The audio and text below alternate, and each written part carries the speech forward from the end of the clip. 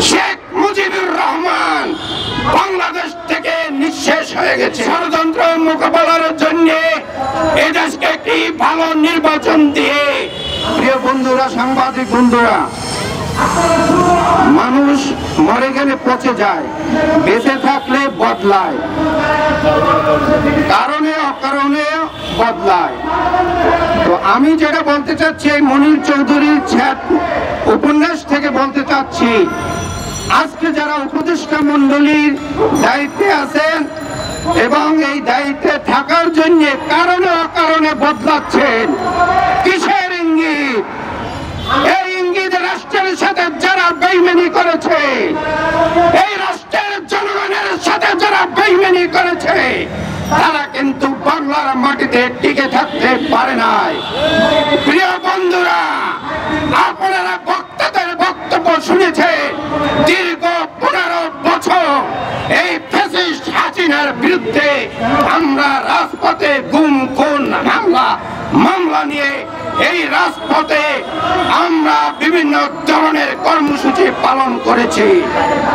প্রিয় বন্ধুরা, আপনারা সবাই জানেন, এই পাশের যে হাইকোর্ট, এই হাইকোর্ট হচ্ছে বাংলাদেশের সর্বোচ্চ বিচারালয়।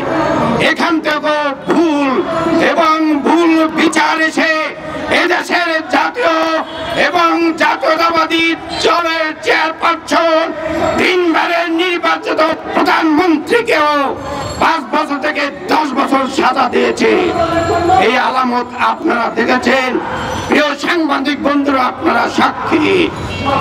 সর্বশেষ বলতে চাই, এই বাংলাদেশ থেকে যদি কেউ বেইমানি করে, এই মাটির সাথে কেউ বেইমানি করে, শেখ মুজিবুর রহমান বাংলাদেশ থেকে নিঃশেষ হয়ে গেছে।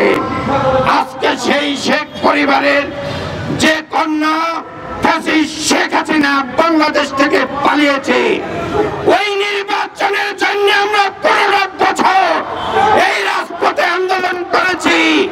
এই নির্বাচন নিয়ে আজকে যদি কারণে অকারণে যদি এই উপদেষ্টা মন্ডলীর কোন তালবানা বিলম্বিত করে, আপনাদের বিচার কিন্তু বাংলাদেশের মাটিতে হবে।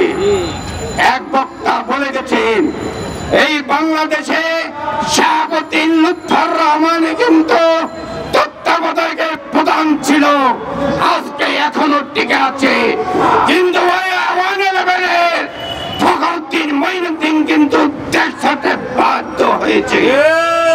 আজকে আপনাদেরকে বলতে চাই, ওই বাংলাদেশের যদি সেই ভারতের যদি কোন প্রেসক্রিপশন অন্তর্বর্তীকালীন সরকার এখানে প্রয়োগ করতে চান, আপনার দশাও ওই গণশত্রুতে পরিণত হবে। এই গণশত্রুকে আমরা বাংলাদেশে দেখতে চাই না। কথা পরিষ্কার, প্রত্যেকের যারা রাজনীতির সাথে সম্পর্ক আছে, খোঁজ খবর রাখে, একদম ক্লিয়ার বক্তব্য, একটি রোড ম্যাপ দিয়ে বাংলাদেশের যত ষড়যন্ত্র, এই ষড়যন্ত্র মোকাবেলার জন্য এদেশকে একটি ভালো নির্বাচন দিয়ে, এবং যে নির্বাচনে আসুক তাদের সবাই নিয়ে বাংলাদেশ গড়বে। এখানে যদি আমরা উল্লেখ করতে পারি, অনেকেই বলেছে গুম খুনের কথা, জাতীয়তাবাদী দল, অন্যান্য দল মতভেদ থাকতেই পারে, জামাতের মতো কেউ এই দেশ থেকে ক্ষতিগ্রস্ত হয় নাই। অতএব যদি এই 6 মাস 2 মাসের রাজনীতি নিয়ে কেউ স্বপ্ন দেখেন যে আমার দ্বারাই এই 24-এর গণঅভ্যুত্থান হয়েছে, বিপ্লব হয়েছে, প্রিয় ছোট বন্ধুরা, ছাত্র বন্ধুরা, আপনারা আসেন, স্বাগতম জানাবো, কিন্তু এমন কিছু করবে না যেটা বাংলাদেশের জন্য ষড়যন্ত্র হয়।